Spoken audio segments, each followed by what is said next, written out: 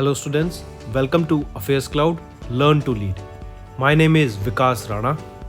तो स्टूडेंट्स, हमारी एक एप्लीकेशन है कैरियर्स क्लाउड के नाम से, जो कि आप डाउनलोड कर सकते हैं प्ले स्टोर से. ये एप्लीकेशन स्पेसिफिकली एंड्रॉयड यूजर्स के लिए अवेलेबल है.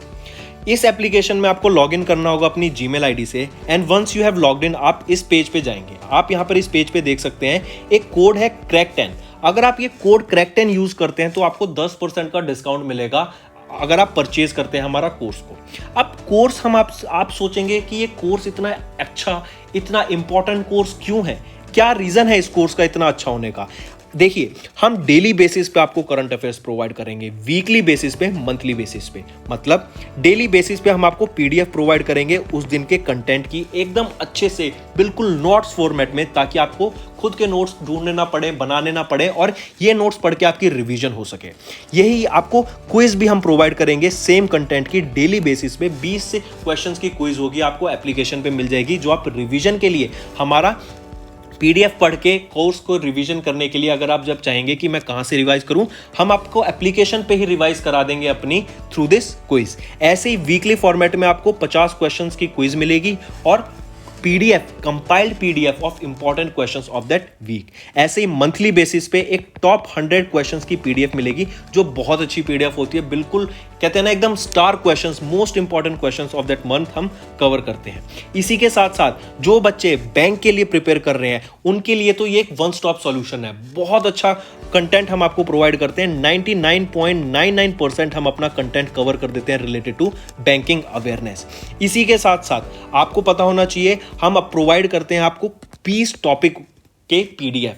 ये टॉपिक की पीडीएफ कौन कौन सी होती हैं, जैसे अगर आपने एग्जाम में देखा होगा, ऐप से रिलेटेड, ऑब्यूट्री, किस पर्सनैलिटी की मृत्यु हो गई, बुक्स, किस बुक कौन से ऑथर ने लिखी है, इंपॉर्टेंट डेज के बारे में, नेशनल अफेयर्स के बारे में, इंटरनेशनल अफेयर्स के बारे में, डिफेंस के बारे में, ये पर्टिकुलर सैटेलाइट किसकी है, ये मिसाइल किसके द्वारा लॉन्च की गई. तो इससे रिलेटेड हम सब आपको कंटेंट प्रोवाइड करते हैं, जो आपके लिए बहुत ज़्यादा हेल्पफुल रहता है. इसी के साथ साथ कुछ स्पेशल करंट अफेयर्स भी प्रोवाइड किए जाते हैं. इंटरेक्टिव पीडीएफ्स भी आपको प्रोवाइड की जाती हैं अगर आप हमारा कोर्स परचेज करेंगे, तो जो आपकी प्रिपरेशन में बहुत हेल्पफुल रहेंगी. और जो ये सारा कंटेंट हम अभी आपसे मैं बात कर रहा हूं, ये कंटेंट बाइलिंगुअल है. बाइलिंगुअल मतलब इंग्लिश में भी प्रोवाइड किया जाता है, एज वेल एज ये हिंदी में भी हम आपको कंटेंट प्रोवाइड करते हैं. इसी के साथ साथ फ्रेंड्स, आप हमारे YouTube चैनल को जाके सब्सक्राइब कर सकते हैं. वहां पर हम बहुत अच्छे से रिवाइज कराते हैं, आपको कंटेंट पढ़ाते हैं. आपको कुछ ना समझ आए तो आप वहां से जाके रेफर कर सकते हैं. एक कोड और याद रखना, वो है विकास10. अगर आपको 10% का एक्स्ट्रा डिस्काउंट चाहिए तो आप विकास10 का कोड यूज कर सकते हैं. आपको क्रैक10 के अलावा 10% का डिस्काउंट यहां पे मिलेगा. और इसी के साथ साथ अगर आपको कोई भी इश्यू आ रहा है हमारी एप्लीकेशन से रिलेटेड, वेबसाइट से रिलेटेड, या आपका कोर्स परचेज नहीं हो रहा, या आपका कोर्स परचेज हो गया, पैसे कट गए हैं, या कोई भी इशू आ रहा है, तो आप हमें कॉन्टैक्ट कर सकते हैं एट द नंबर 9677333862, या फिर आप मेल कर सकते हैं support@affairscloud.com पे. एंड आई मेक श्योर हमारा रिप्रेजेंटेटिव आपको जल्दी से जल्दी आपको रीच करेगा एंड आपकी प्रॉब्लम को सॉल्व करेगा. इसी के साथ साथ फ्रेंड्स, आप हमारे कोर्स को 2 साल के लिए एज वेल एज 1 साल के लिए परचेज कर सकते हैं. अगर कोई बच्चा, कोई स्टूडेंट 2 साल बाद एग्जाम देना चाहता है, वो लॉन्ग टर्म प्लान कर रहा है, आपकी ग्रेजुएशन अभी खत्म हुई है एंड आप चाहते हैं कि आपकी प्रिपरेशन बहुत ही अच्छे से हो एंड आप अपना 100% देके एग्जाम देना चाहते हैं, तो आप 2 साल का भी कोर्स परचेज कर सकते हैं. एज वेल एज अगर कोई प्लान कर रहे हैं नेक्स्ट ईयर पेमेंट करने का, नेक्स्ट ईयर प्लान कर रहा है अपना एग्जाम देने का, देन वो 1 साल का कोर्स भी परचेज कर सकता है. इवन अगर आपने 1 साल का कोर्स परचेज कर सकते हैं एंड आप उसका 1 साल और एक्सटेंशन चाहते हैं, तो वो भी हमारा कोर्सेज ऑफर करता है. आप जाके चेक कर सकते हैं. हेलो फ्रेंड्स, कैसे हैं आप सब? आई होप आप सब अच्छे होंगे. दोस्तों, आज की वीडियो में हम 5 जुलाई के करंट अफेयर्स डिस्कस करेंगे. ये सेशन आपके लिए काफ़ी हेल्पफुल रहेगा, तो वीडियो को एंड तक ज़रूर देखिएगा. इसी के साथ साथ फ्रेंड्स, आप मुझे इंस्टाग्राम पे फॉलो कर सकते हैं. मेरा इंस्टा हैंडल यहाँ पे प्रोवाइडेड है. आपको कोई भी गवर्नमेंट एग्जाम से रिलेटेड क्वेरी है या फिर प्रॉब्लम आ रही है, तो आप मुझे कॉन्टैक्ट कर सकते हैं यहाँ पर for the issue. Moving on to the news friends, news से पहले ना हम कुछ इंपॉर्टेंट एमसीक्यूज डिस्कस करेंगे पुराने डेज के. ये सेशन काफ़ी हेल्पफुल रहेगा और ये जो क्वेश्चंस है ना, रिवीजन पर्सपेक्टिव से काफ़ी अच्छे हैं. पहला क्वेश्चन कह रहा है, which new body has been approved to replace BBB, जो बैंक बोर्ड ब्यूरो था, कौन सी नई बॉडी बनाई है इसको रिप्लेस करने के लिए? वो है FSIB, financial service institutions bureau. ये अभी बनाई गई है, ये आपका BBB को रिप्लेस करेगी. ट्रिपल बी क्या था, वो इसके पास जो काम था, वो टास्क ये था of selecting candidates for the appointment to the senior management level post. Delhi high court ने रूल किया कि अभी triple B could not select the general managers and directors of the state run insurance, ठीक है। और former triple B के chairman Sharma sir is set to head the new body of FSIB. तो कौन सी नई बॉडी बनाई गई जो रिप्लेस करेगी ट्रिपल बी को, वो है एफएसआईबी। दूसरा क्वेश्चन, किस इंडियन स्टेट ने अभी लॉन्च की एक नई स्कीम नारी को नमन। ये नारी को नमन स्कीम क्या थी कि अगर पब्लिक ट्रांसपोर्ट को यूज करते हुए कोई भी वीमेन ट्रैवल करेगी with in the state boundaries तो उनको 50% कंसेशन मिलेगा टिकट फेयर पे, मतलब टिकट की प्राइस पे। ये किसके द्वारा लॉन्च की गई, हिमाचल प्रदेश के द्वारा। और हिमाचल प्रदेश में ही वो पहली स्टेट बनी जिन्होंने सारी ड्रोन पॉलिसीज को अप्रूव कर दिया गया है। और मैं बात करूं तो वो पहली स्टेट कौन सी है जिन्होंने हेल्थ केयर सेक्टर में ड्रोन्स को यूज करना अप्रूव कर दिया, वो कौन सी स्टेट बनी, उत्तराखंड बनी, ठीक है।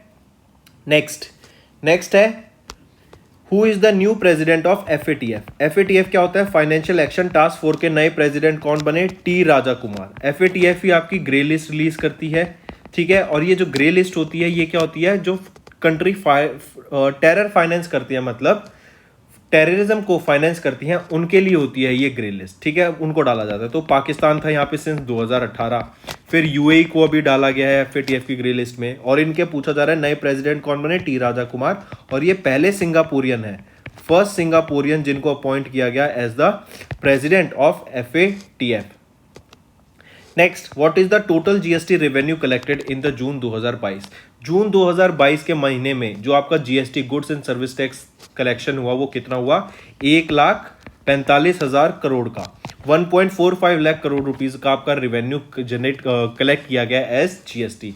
जीएसटी की बात करें तो कब लाया गया था, 2017 में, ठीक। चलिए, ये तो थे एमसीक्यूज जस्ट फॉर रिवीजन। कुछ हम डेली बेसिस वैसे रिवीजन कराते हैं क्वेश्चन के, ताकि आपको पुराना भी याद रहे, आपका पुराना भी माइंड में रहे, और जो अब हम नया करा रहे हैं वो तो आपका माइंड में रह ही रहे। फिर ऐसे ही एक बताओ, विच यूनियन मिनिस्ट्री को, किस यूनियन मिनिस्ट्री ने अभी रिलीज किया SDG national indicator framework progress report 2022 की, किनके द्वारा लॉन्च की गई, ministry of statistics and programme implementation के द्वारा गई। कब लॉन्च की गई, 29 जून को लॉन्च की गई। और 29 जून को हम क्या ऑब्जर्व करते हैं, नेशनल स्टैटिस्टिक्स डे ऑब्जर्व करते हैं, किनकी मेमोरी में, पीसी महालनोबिस की मेमोरी में, जिनको फादर ऑफ इंडियन स्टैटिस्टिक्स भी बोला जाता है, ठीक है। ये भी आपको याद रखना है। तो कौन सी मिनिस्ट्री ने रिलीज किया, ministry of statistics and programme implementation के द्वारा ये रिपोर्ट को लॉन्च किया गया। और जो थीम थी आपकी 29 जून की, जो कि नेशनल स्टैटिस्टिक्स डे है, थीम क्या रहेगी, डाटा फॉर सस्टेनेबल डेवलपमेंट। इसकी थीम है डाटा फॉर सस्टेनेबल डेवलपमेंट। चलिए स्टार्ट करते हैं अब न्यूज की।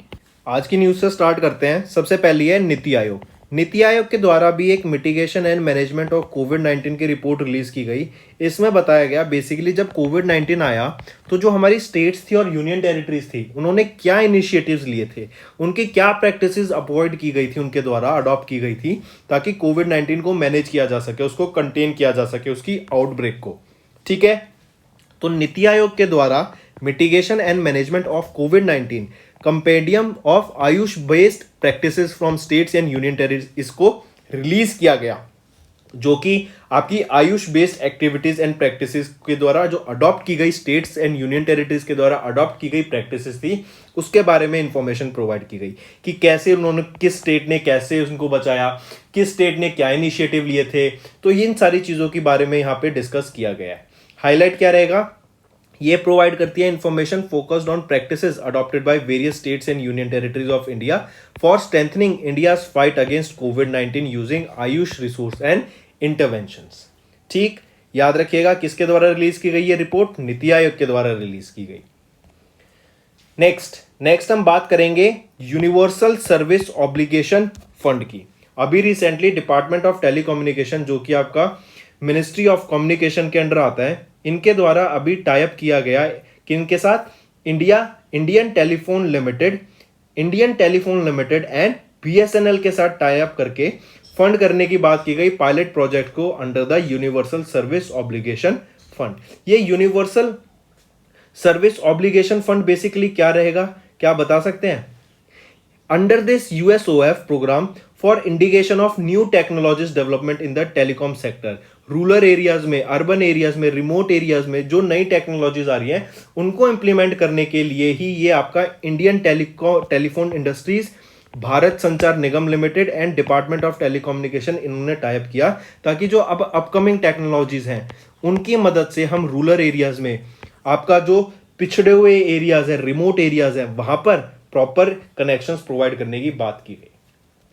ठीक है, इसी के अंदर याद रखना 4 पायलट प्रोजेक्ट्स फंड करने की बात की गई और हर प्रोजेक्ट में 10 करोड़ रुपए खर्चा करने की बात करी। मतलब हर प्रोजेक्ट पे अराउंड इन्वेस्टमेंट कितनी होगी? 10 करोड़ रुपए। नेक्स्ट पे आते हैं। नेक्स्ट बात करेंगे ग्रीन डील की। अभी रिसेंटली यूरोपियन कमीशन के द्वारा अडॉप्ट किया गया कि हम जो हमारा इकोसिस्टम डैमेज हुआ है उसको रिस्टोर करेंगे। ठीक है, जो भी हमारे सी, फॉरेस्ट, एग्रीकल्चर लैंड, एनवायरनमेंट में जो भी हमने पिछले डैमेज किया है उसको रिस्टोर करेंगे बाय 2050। नेचर को रिस्टोर करेंगे बाय 2050 और जो हम पेस्टिसाइड यूज करते हैं उसको 50% कम कर देंगे बाय 2030। ऐसा भी बोला गया यूरोपियन कमीशन के द्वारा। एक चीज और ऐसे याद रखना, यूएसए कहता तो है कि अभी आपने सुना होगा कि रिन्यूएबल एनर्जी यूज करनी चाहिए हमें, एंड हमें नॉन रिन्यूएबल एनर्जी से शिफ्ट करके रिन्यूएबल पे आना चाहिए, लेकिन स्टिल अभी अपनी एनर्जी की डिमांड को मीट करने के लिए यूएसए ने ही अपनी कोल कंपनीज को, जो वहां पे कोल मैन्युफैक्चरर्स हैं, उनको बोला कि अपनी प्रोडक्शन को बढ़ाओ, जिससे क्या होगा, कोल मैन्युफैक्चर बढ़ेगा। और कोल आपको पता ही है एक नॉन रिन्यूएबल एनर्जी का रिसोर्स है, बिकॉज इसको बर्न करने पर आपके एनवायरमेंट में कार्बन रिलीज होता है। ठीक है, तो एक कह सकते हैं ना दोगलापन आ जाता है कहीं ना कहीं बातों में, जैसे जो आप बोलते हैं जो आप करते हैं उसमें काफी डिफरेंस देखने को मिलता है।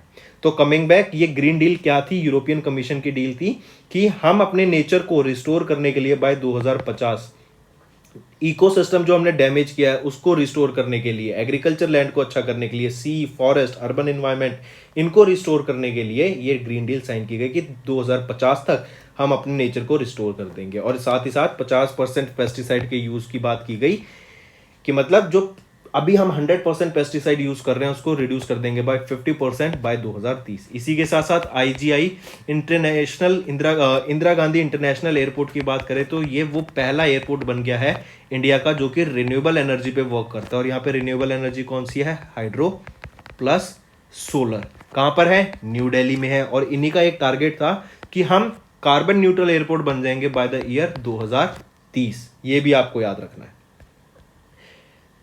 नेक्स्ट पे आते हैं ओएनडीसी। सबसे अच्छी चीज ओएनडीसी की सबसे पहले तो फुल फॉर्म याद रखना। ओएनडीसी होता है आपका open network for digital commerce. इन्होंने अभी एक ग्रैंड हैकेथॉन लॉन्च की, किसके लिए? एग्रीकल्चर सेक्टर में। हैकेथॉन बेसिकली क्या होता है कि आपको प्रॉब्लम स्टेटमेंट दी जाएगी और आपको उससे रिलेटेड सॉल्यूशंस फाइंड आउट करने हैं। 2 कोडिंग होगी, आपका स्टैट्स हो गया, अलग अलग चीजों की मदद से आपको पूरा एक प्रोजेक्ट आपका सबमिट करना होगा उस प्रॉब्लम स्टेटमेंट के ऊपर। तो अभी ONDC open network for digital commerce एक प्रोजेक्ट इनिशिएट किया बाय द किन्हों के द्वारा, मतलब ऐसा पूछेंगे आपसे कि किन्होंने ऑर्गेनाइज किया था ये हैकेथॉन, तो ये ऑर्गेनाइज कराया गया था ओएनडीसी के द्वारा। ठीक है, क्या? Grand hackathon. ये किस लिए था? एग्रीकल्चर सेक्टर में ई कॉमर्स अडॉप्शन के लिए, कि हम कैसे कैसे टेक्नोलॉजीज ला सकते हैं कि एग्रीकल्चर सेक्टर में ई कॉमर्स का अडॉप्शन हो सके। फिर इनके साथ टाई अप किन्होंने किया? डीपीआईआईटी जो कि department for promotion of industry and internal trade है, इन्होंने टाई अप किया नाबार्ड के साथ मिलके इसको आगे ले जाने के लिए। ठीक है, तो डायरेक्टली कि ये एग्री इनोवेशन हैकेथॉन किन के द्वारा ऑर्गेनाइज कराई गई ओएनडीसी के द्वारा। इनिशिएट ये जो प्रोजेक्ट था किन का इनिशिएटिव था? डीपीआईआईटी और नाबार्ड के साथ मिलकर इसको इनिशिएट किया गया। चलिए फिर एम क्या रहेगा फिर बता देता हूं। To build an open network for buyers and sellers, ताकि जो करंट इकोसिस्टम है हमारा, जैसे मंडीज हो गई, एक्सपोर्टर्स हो गए, एमएसएमई स्मॉल रिटेलर्स हो गए, एफपीओज हो गए, तो इनको इंक्लूड करने के लिए इसमें, ताकि एक पूरा जुट बन के हम आगे चल सके और एक पूरे स्ट्रीमलाइन प्रोसेस हो सके। तो ये क्या थी? 3 दिन लंबी ग्रैंड हैकेथॉन थी। पीयूष गोयल जी के द्वारा इसको इनॉग्रेट किया गया था और ये लॉन्च किया गया था। और ये कहां पे हुई थी? बॉम्बे स्टॉक एक्सचेंज इन फोर्ट, जो बीएससी इन फोर्ट है मुंबई महाराष्ट्र में, इसको ऑर्गेनाइज कराया गया था यहां पर इस इवेंट को, ग्रैंड हैकेथॉन को।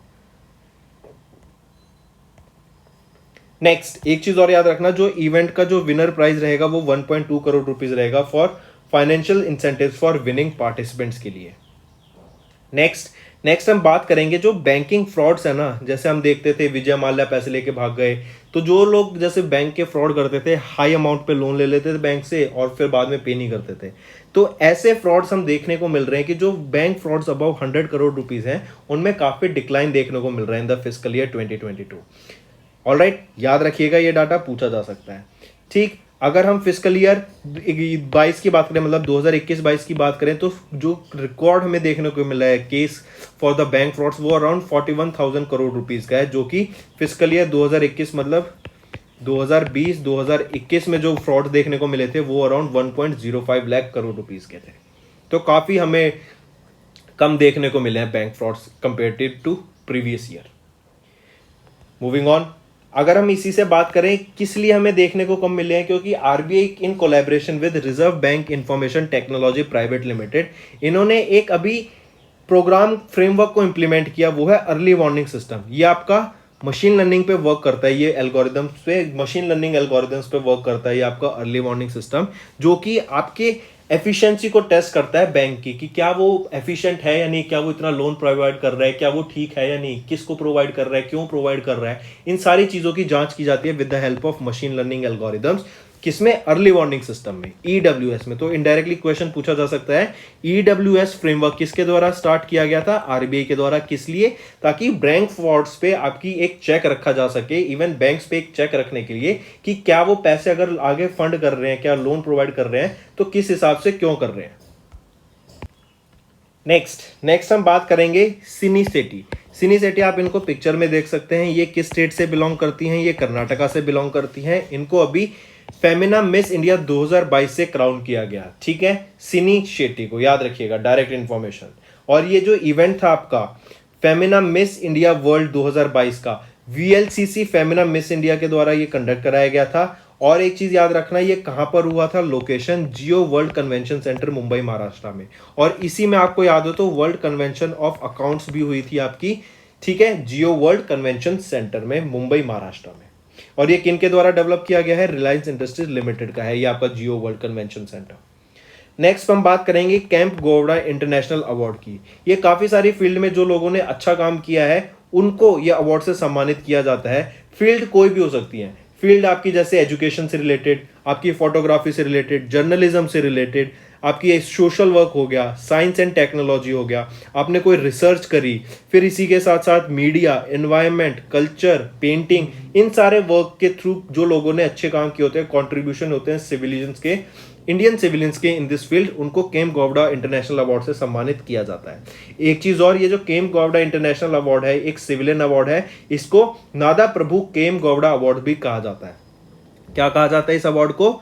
नादा प्रभु कैंप गोवड़ा अवार्ड। 27 जून हर साल को इस अवार्ड से सम्मानित किया जाता है। It marks the camp Gowda day या फिर कैंप गोवड़ा जयंती भी बोला जाता है, ठीक है। 27 जून को हर साल नादा प्रभु कैंप गोवड़ा अवार्ड भी बोला जाता है।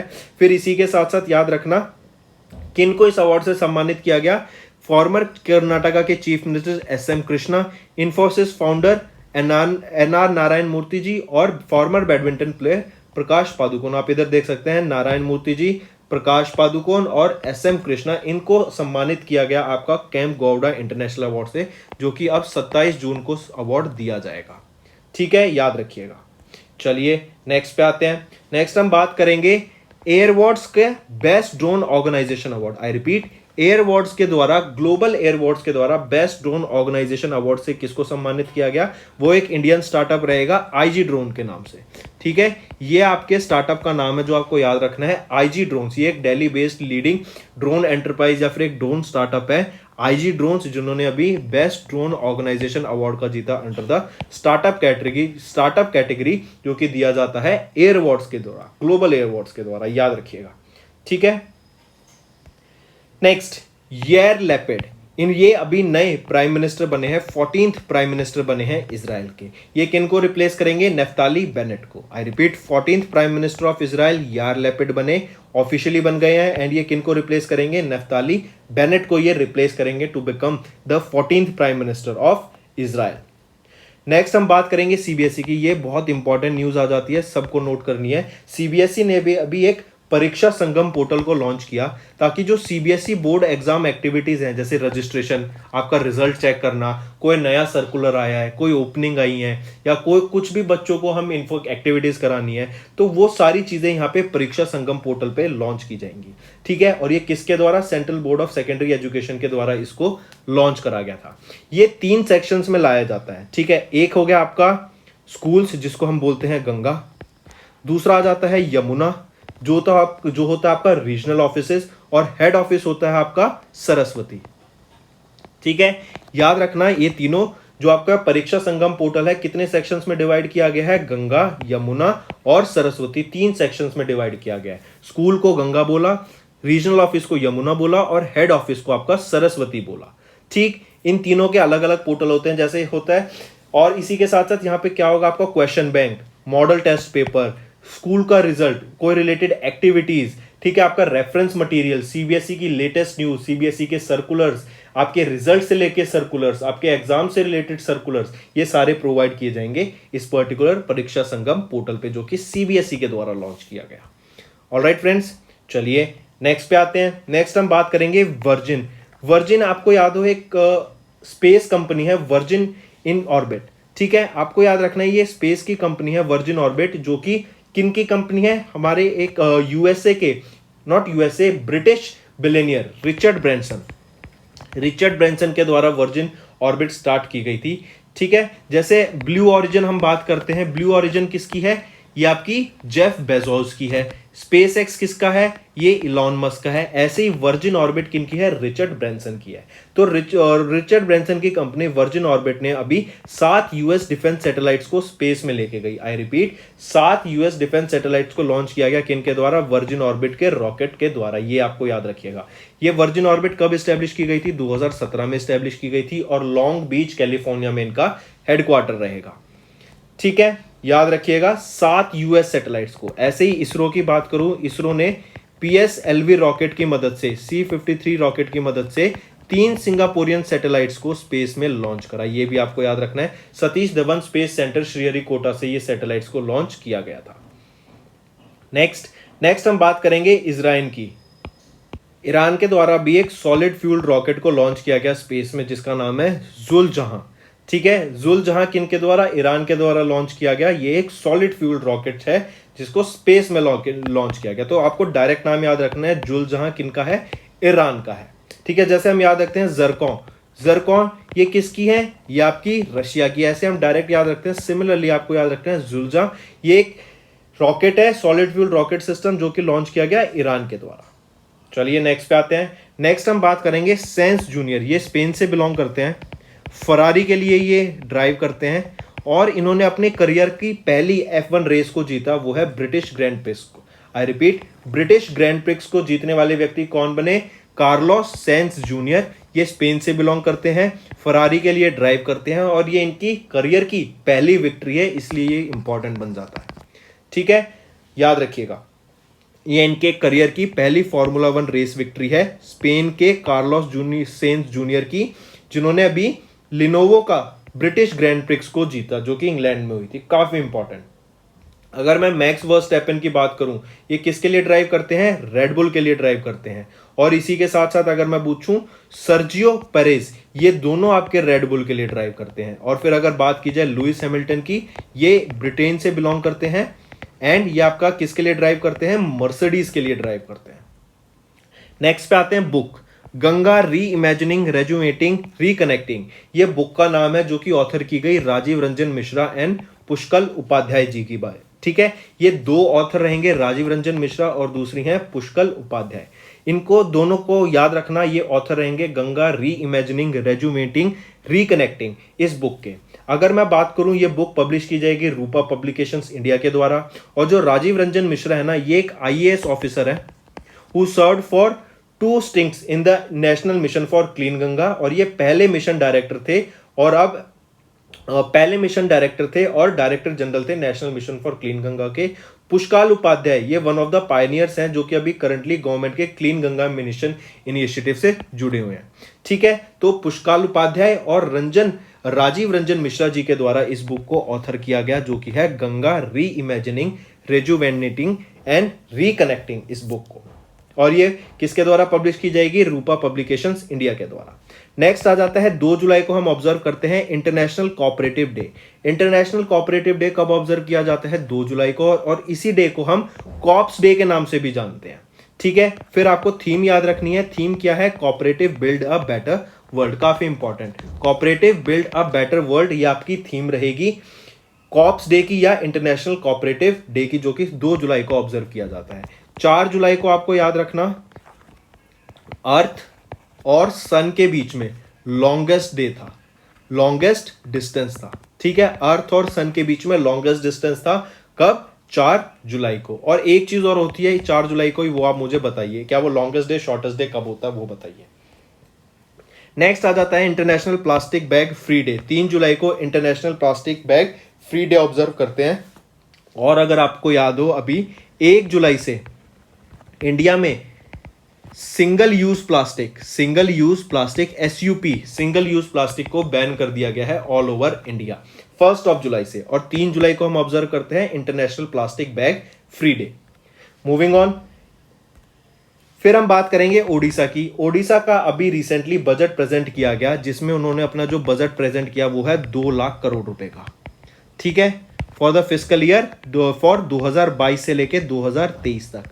यहां पे वो अपने इंफ्रास्ट्रक्चर एजुकेशन पे बात करेंगे, ताकि अपने और अच्छी एजुकेशन प्रोवाइड की जा सके, अपने लोगों को हेल्थ केयर सिस्टम पे बात की जा सके, इंफ्रास्ट्रक्चर और अच्छा प्रोवाइड किया जा सके। ठीक है, और ये लॉन्च किसके द्वारा किया गया? Finance minister of Odisha Niranjan पुजारी जी के द्वारा लॉन्च किया गया 2 लाख करोड़ रुपए का बजट। इसी के साथ साथ याद रखना, इससे पहले 2021 से लेके 2022 तक का जो इनका बजट था वो अराउंड 1.57 लाख करोड़ था। ठीक है, उससे बढ़कर इन्होंने अब 2 लाख करोड़ रुपए का अपना बजट प्रोवाइड किया है। चलिए नेक्स्ट पे आते हैं। नेक्स्ट हम बात करेंगे हरियाणा की। हरियाणा ने अभी इंडियन बैंक के साथ एक MOU साइन किया, ताकि मोबाइल फोन्स को डिस्ट्रीब्यूट किया जा सके। मोबाइल फोन को डिस्ट्रीब्यूट करने का रीजन क्या था? कि UPI को बढ़ावा देने के लिए, डिजिटाइजेशन को बढ़ावा देने के लिए ही ये चीज लाई गई थी। और डिजिटाइजेशन को ही बढ़ावा लाने के लिए ही आपको याद हो तो टैबलेट्स भी प्रोवाइड की गई थी to the school going students, जो कि 10th 11th और 12th क्लास के बच्चों को प्रोवाइड की गई थी टैबलेट्स हरियाणा के द्वारा ही। तो अभी गवर्नमेंट के द्वारा मोबाइल फोन्स प्रोवाइड करने की बात की गई कंज्यूमर्स को, सेलर्स को, रिटेलर्स को, ताकि UPI का वो सिस्टम का बेनिफिट उठा सके। इससे क्या होता है? आपकी डायरेक्ट ऑनलाइन पेमेंट हो सकती है, एंड आपका जो सारा अमाउंट होगा ना, जैसे मान लो पहले ब्लैक मनी होता था। ब्लैक मनी क्या होता था? क्योंकि कहीं कोई ट्रांजैक्शन का रिकॉर्ड नहीं होता था, लेकिन अब सब कुछ डिजिटाइज हो रहा है, तो उससे क्या होगा? जो ट्रांजैक्शन है ना, सारी ट्रांजैक्शंस का आपके पास रिकॉर्ड रहेगा, और ट्रांजैक्शंस का रिकॉर्ड रहेगा तो कोई फ्रॉड नहीं कर पाएगा टैक्स का। इसी वजह से सब कुछ डिजिटाइज करने के लिए, इसीलिए UPI को बढ़ावा देने के लिए ही हरियाणा की गवर्नमेंट ने इंडियन बैंक के साथ टाई अप किया, ताकि एक MOU साइन किया, ताकि मोबाइल फोन्स को डिस्ट्रीब्यूट किया जा सके। ठीक है फ्रेंड्स, तो ये हो गई आज की न्यूज। जल्दी से जल्दी एक बार सारी रिवाइज कर लेते हैं। पहली है, नीति आयोग ने मिटिगेशन एंड मैनेजमेंट ऑफ कोविड-19 compendium of AYUSH Bharat practices from Indian states and union territories को रिलीज किया। कि बताया गया कि जो इंडियन स्टेट और यूनियन टेरिटरीज ने जो इनिशिएटिव्स लिए थे ड्यूरिंग कोविड-19, उसको रोकने के लिए, उसके फैलाव को रोकने के लिए, उसका इंपैक्ट क्या था, क्या क्या यूज किया था, क्या क्या इनिशिएटिव लिए थे, वो बात की गई। फिर DOT ने एक एग्रीमेंट साइन किया ITI एंड BSNL के साथ, ताकि USOF प्रोजेक्ट, पायलट प्रोजेक्ट को बढ़ावा दिया जा सके। 4 प्रोजेक्ट्स की बात की गई, 10 करोड़ ईच प्रोजेक्ट में लगाने की बात की गई। ग्रीन डील की बात करें तो ये यूरोप ने बोला कि हम अपने नेचर को रिस्टोर करेंगे बाय 2050। मतलब हमारे जो इंफ्रास्ट्रक्चर, जो हमारा इन्वायरमेंट है, नेचर है, रिवर्स है, जो हमने पॉल्यूट करा है विद इन द टाइम, उसको रिस्टोर करेंगे बाय 2050। और इन्होंने बोला कि हम अपने पेस्टिसाइड यूज को 50% कम कर देंगे बाय 2030। फिर IGI Indira Gandhi international airport की बात करें, जो कि न्यू दिल्ली में है, ये कंप्लीटली रिन्यूएबल एनर्जी पे वर्क कर रहा है, हाइड्रो एंड सोलर एनर्जी पे ये वर्क कर रहा है। और इनका टारगेट है 2030 कि हम अपने एयरपोर्ट को कार्बन न्यूट्रल बना देंगे। ठीक, चलिए आगे आते हैं। ONDC एंड नाबार्ड, इन्होंने अभी एक जॉइंटली ग्रैंड हैकेथॉन को ऑर्गेनाइज कराया। ठीक है, और क्या रीजन था? कि एग्रीकल्चर सेक्टर में ई-कॉमर्स को प्रमोट करने के लिए ये लॉन्च की गई थी पीयूष गोयल जी के द्वारा। ठीक है, याद रखिएगा। नेक्स्ट आ जाते हैं सेबी ने अभी जो डेडलाइन है इंट्रोड्यूसिंग DDPI सिस्टम को, वो एक्सटेंड कर दिया है 1 सितंबर 2022 तक। फिर आ जाते हैं बैंकिंग फ्रॉड्स की बात करें तो बैंकिंग फ्रॉड्स जो कि ओवर 100 करोड़ रुपीस हैं, उसमें सिग्निफिकेंट डिक्लाइन देखने को मिला हमें इन फिस्कल ईयर 2022। फिर शिनी सेठी जो कि कर्नाटका से बिलोंग करती हैं, इनको crown of Femina miss India 2022 से सम्मानित किया गया, इन्होंने जीता। फिर 3 व्यक्तियों के नाम याद रखने हैं, SM कृष्णा, नारायण मूर्ति और प्रकाश पादुकोण। इनको कैंप गौड़ा इंटरनेशनल अवार्ड से सम्मानित किया गया। काफी इंपॉर्टेंट अवार्ड, हर साल 27 जून को यह अवार्ड से सम्मानित किया जाता है। Next, Indian startup IG drones, याद रखना IG ड्रोन्स का नाम, इनको global air award best drone organisation award से सम्मानित किया गया अंडर स्टार्टअप कैटेगरी।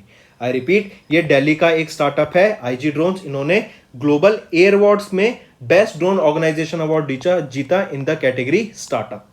फिर आ जाते हैं यार लैपिड, ये ऑफिशियली 14th प्राइम मिनिस्टर बन गए हैं इजराइल के, और ये किनको रिप्लेस करेंगे, नेफ्ताली बेनेट को ये रिप्लेस करेंगे जो कि 13th प्राइम मिनिस्टर थे इजराइल के।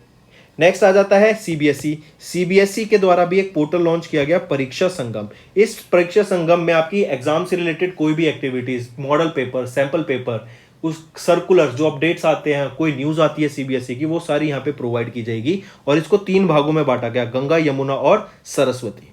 Next, virgin orbit, Richard Branson की एक कंपनी है, इन्होंने 7 US डिफेंस सैटेलाइट्स को लॉन्च किया फ्रॉम द एयरक्राफ्ट बोइंग 747। और एक चीज और, इसरो की बात करें तो इसरो ने PSLV C-53 रॉकेट की मदद से 3 सिंगापुरियन सैटेलाइट्स को भी लॉन्च किया था।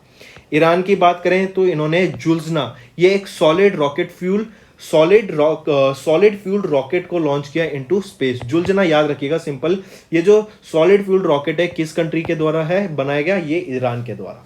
फिर मैं बात करूं फरारी के ड्राइवर कार्लोस सेंस जूनियर, जो कि स्पेन से बिलोंग करते हैं, इन्होंने अपने करियर की पहली विक्ट्री ली, वो थी ब्रिटिश ग्रैंड प्रिक्स। ठीक है, ब्रिटिश ग्रैंड प्रिक्स ये पहला टाइटल था, फर्स्ट F1 टाइटल किनका, कार्लोस सेंस जूनियर का, जो कि फरारी के लिए ड्राइव करते हैं और ये स्पेन से बिलोंग करते हैं।